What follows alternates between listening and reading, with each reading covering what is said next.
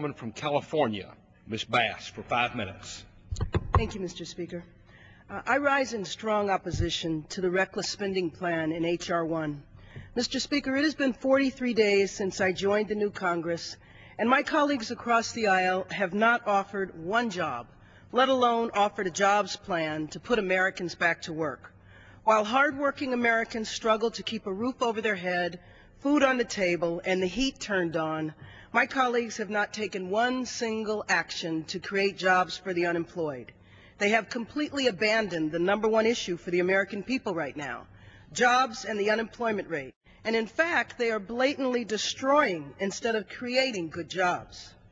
In fact, Mr. Speaker recently said, over the last 2 years since President Obama has taken office, the federal government has added 200,000 new federal jobs, greatly exaggerating, citing a number 10 times greater than what has actually been reported.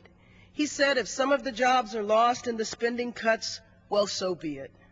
Mr. Speaker, under the Republican plan, jobs are the target of the cuts. For example, the largest cuts ever in history for education programs under H.R. 1 would result in more than 26,000 K-12 teachers and support staff, 14,000 Head Start teachers, and 7,000 special ed teachers would all be losing their jobs.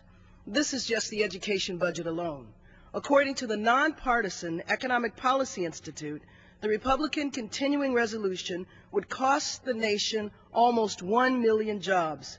Included on the majority party cut list are 25,000 new construction jobs from infrastructure projects, 1,300 police officers by eliminating the COPS program, 2,400 firefighters by terminating SAFER grants, 16,000 private sector construction jobs lost from cutting $1.7 billion to the Federal Buildings Fund.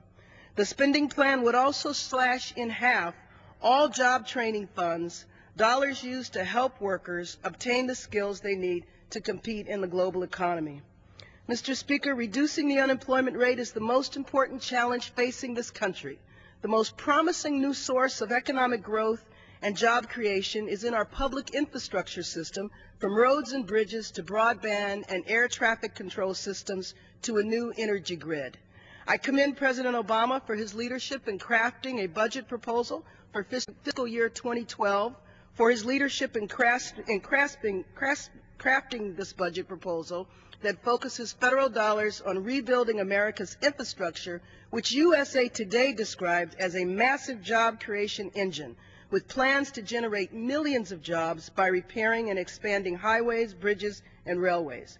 Mr. Speaker, the President's budget addresses the real sources of our deficit and makes tough but careful choices needed to reduce the deficit.